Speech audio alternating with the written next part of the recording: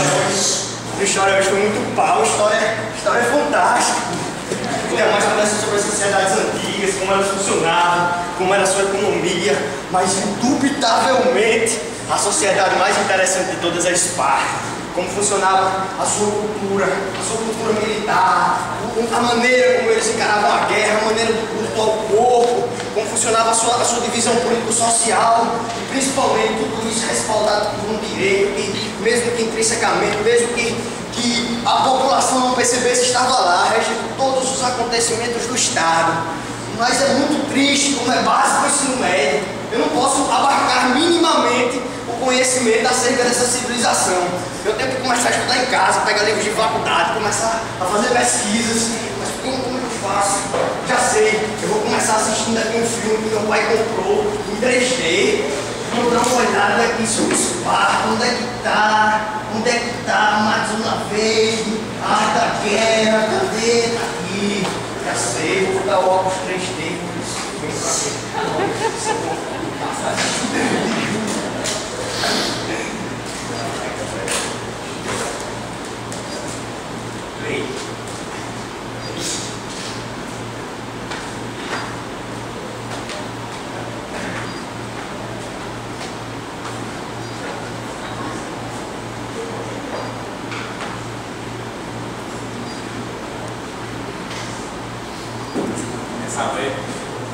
Sou um homem livre aqui.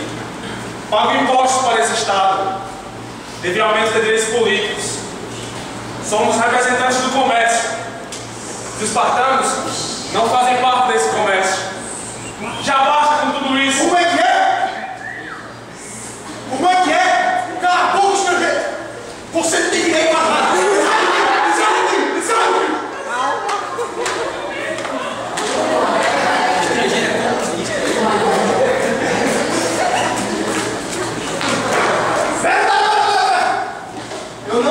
Eu não entendi.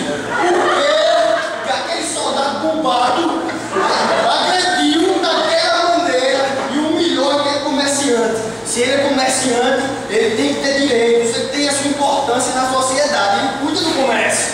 Então por que ele fez aquilo? Poxa, que burro, é óbvio. O comerciante era estrangeiro, os espartanos eram xenófobos, não tinham aversão aos estrangeiros. O comerciante ele não tinha direitos, ele não participava da política, ele era submisso aos espaciados, tinha como única função no Estado o comércio, porque este justamente não era praticado pelos cidadãos espartanos, que tinham como única função de trabalho a manutenção do Estado. É óbvio, como é que eu vou conseguir ser um historiador se eu não sei do mínimo? Basta! Vamos lá! Leia!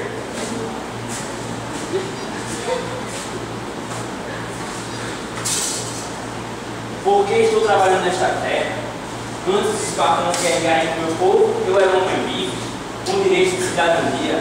Eu não aguento mais ser duramente explorado. São 10 anos de escravidão. Eu não vou trabalhar nesta terra. Cala a boca, escravo! Você pode constituir família, você pode possuir bens e pode conquistar sua liberdade tendo bom desempenho militar. Volte já para o seu trabalho. E se eu sobreviver, eu quero ter direito ao casamento com qualquer cidadão, direito à herança, à ascensão social, direito à cidadania espartana.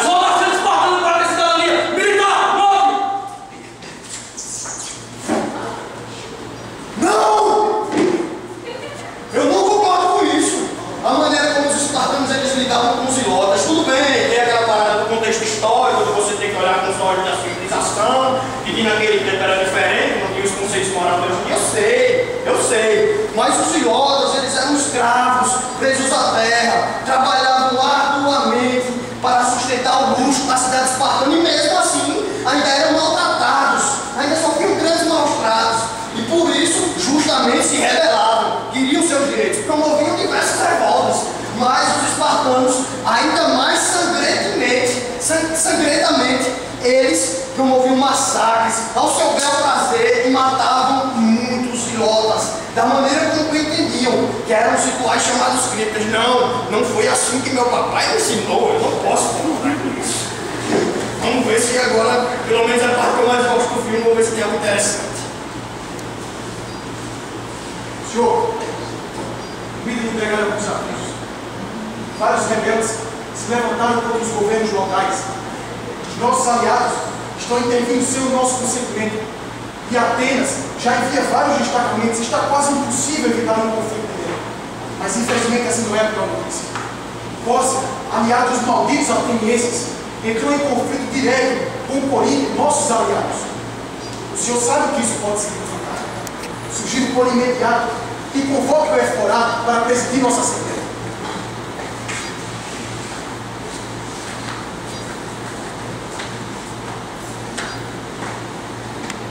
Não devemos entrar em guerra, pois só enfraqueceremos nosso povo, perderemos militares, escravos, entre outras coisas.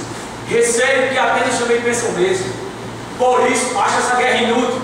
Não devemos entrar em guerra. Como representante da vela, discordo. Devemos sim entrar na guerra, para que não traímos os nossos aliados. Eles confiam no nosso poderio militar. É deveras importante a nossa participação.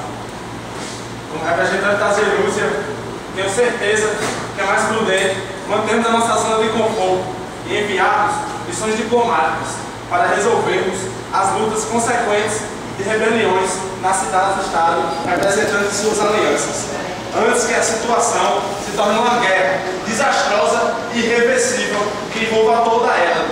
Não deixemos que essa rebelião neutralize não apenas a dignidade delas, mas nossa existência enquanto povo. Ou os senhores esqueceram que os persas não aguardam nossas portas, ou ainda confiam nos macedônios, que nos aguardam como lobos. Nossa sobrevivência é assegurada por nossa prudência. Como é? Não consigo compreender o raciocínio tortuoso dos atenienses. Eles fazem grandes elogios a si próprios, mas não negam que estejam agindo mal com nossos aliados e com o Peloponeso. Delos pode ter dinheiro, navios, cavalos, mas nós temos bons aliados. Não devemos traí-los em benefício dos atenienses. Não devemos nos submeter ao julgamento das palavras. Não deixem que falem que devemos pensar para pensar, porque nós já fomos muito humilhados. Devemos sim executar uma vingança rápida com todas as nossas forças. Portanto, espartanos, voltem para uma guerra digna de Esparta. Não deixem que Atenas cresça sobre nós. Não traiamos nossos aliados. Marchemos para a vitória contra os que agem injustamente. É verdade. Até da pausa nesse momento, que é o momento que eu mais gosto, que é sobre a divisão política de Esparta, como funcionava o governo. Eu vou inclusive ensaiar como seria se eu estivesse na sala de aula, falando para toda uma plateia. Deixa eu pegar aqui o espelho, falar aqui, tirar aqui o óculos 3D do meu amigo Júnior. Aqui o meu óculos. A divisão de Esparta, a divisão política de Esparta é o que eu acho mais interessante, porque desde a época da antiguidade ela já tinha uma divisão de maneira de haver um discurso e de não possibilitar um total absolutismo do rei. Esparta era governada por uma hierarquia, ou seja, obviamente, dois reis. Um tinha funções militares, enquanto o outro se dedicava mais às funções religiosas. Os reis eram nascidos de famílias diferentes e tinham um mandato vitalício. Depois vinha a Bela. A Bela consistia na Assembleia Popular de Esparta, formada por cidadãos espartanos acima de 30 anos. A Bela tinha como função julgar as leis advindas da Jerúsia e, a partir desse julgamento, perceber se essas leis seriam ou não efetivadas no Estado espartano.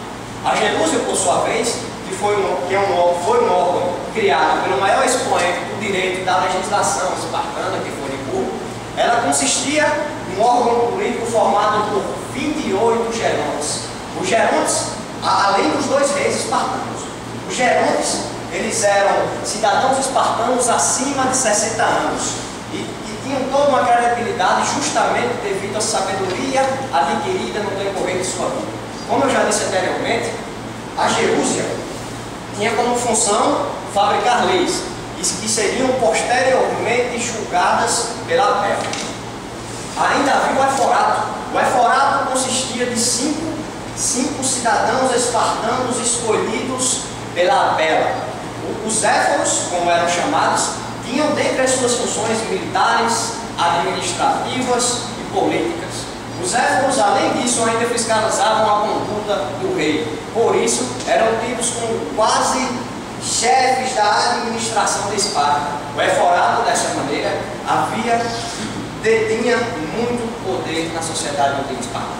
Mais ou menos, eu acho que dá para fazer uma apresentação legal quando o professor for perguntar como funcionava a sociedade, a parte política de Esparta. Deixa eu recolocar meu óculos 3D do amigo Júnior, colocar aqui.